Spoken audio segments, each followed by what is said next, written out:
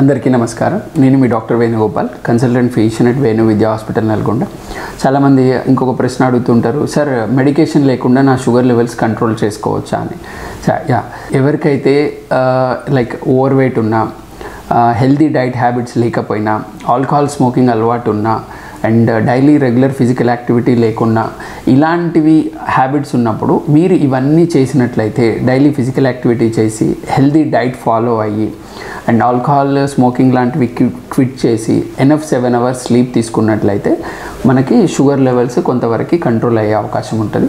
అలా పాటించిన తర్వాత మీరు షుగర్ లెవెల్స్ చెక్ చేసుకొని మనం అనుకున్న టార్గెట్ రేంజ్లో ఉన్నట్లయితే మెడికేషన్ స్టాప్ చేసి కూడా చూడవచ్చు.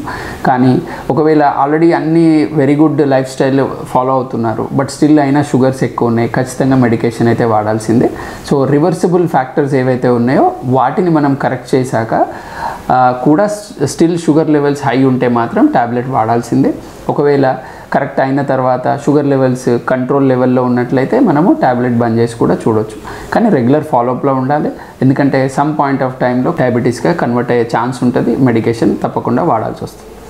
ధన్యవాదాలు.